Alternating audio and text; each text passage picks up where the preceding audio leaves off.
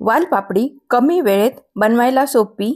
डब्यासाठी किंवा दुपारच्या जेवणासाठी या पद्धतीने वालपापडीची भाजी बनवून बघा, तुम्हाला नक्की आवडेल। नमस्कार, मी वंदना किचन मध्ये आपलं स्वागत आहे। आज मी तुम्हाला बनवून दाखवणार साधी सोपी झटपट तयार होणारी वालपापडीची भाजी किंवा वालाच्या शेंगांची भाजी। इथे मी 300 ग्रॅम ताजी कोवळी वालपापडी घेतली आहे। वालपापडीच्या शिरा काढणं खूप गरजेचं असतं, नाहीतर त्या दातात अडकतात।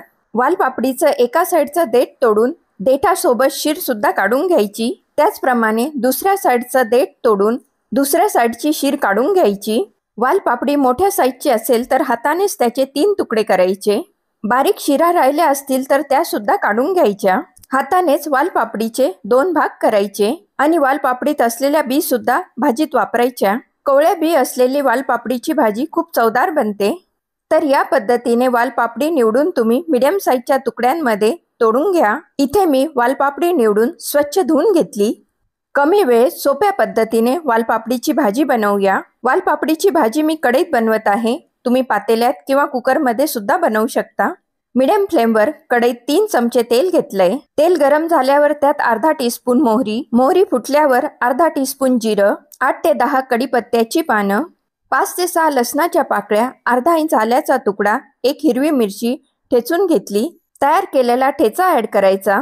मीडियम फ्लेमवर लसूण मिरचीचा कच्चापणा जातो तोवर आपण फोडणी परतून घेऊया।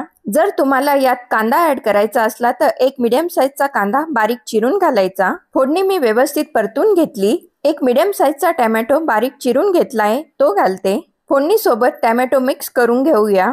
काही सेकंद तेलावर टोमॅटो आपण व्यवस्थित परतून घेऊया।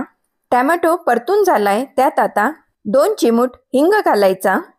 अर्धा टीस्पून हळद घालून हळद आणि हिंग टोमॅटोच्या फोडणीत व्यवस्थित एकजीव करून घ्यायचा। इथे मी काही सेकंद फोडणी व्यवस्थित एकजीव करून घेतली। चवीनुसार मीठ ऍड करूया। 1 टीस्पून कांदा लसूण मसाला घालूया।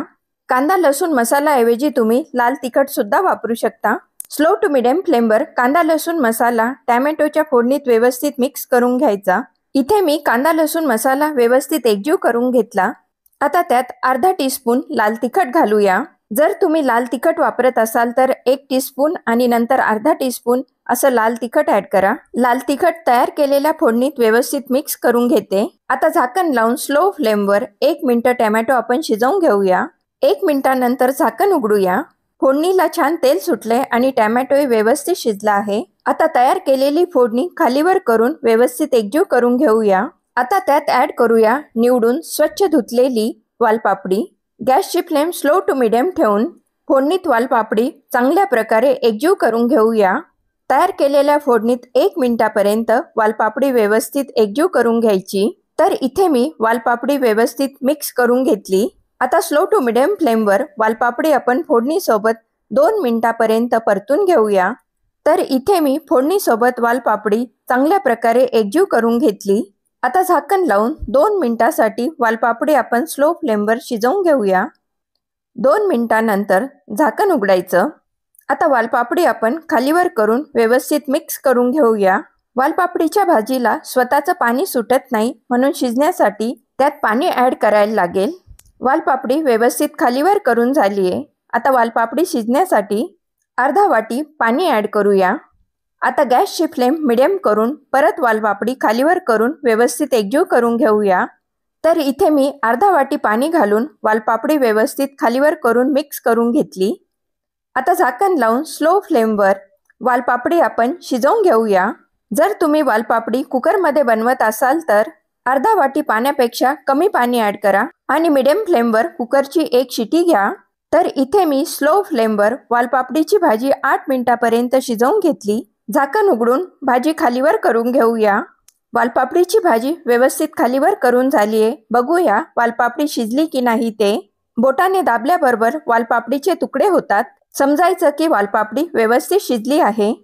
आता वालपापडीच्या भाजीत ऍड करूया 4 ते 5 चमचे शेंगदाणा कूट।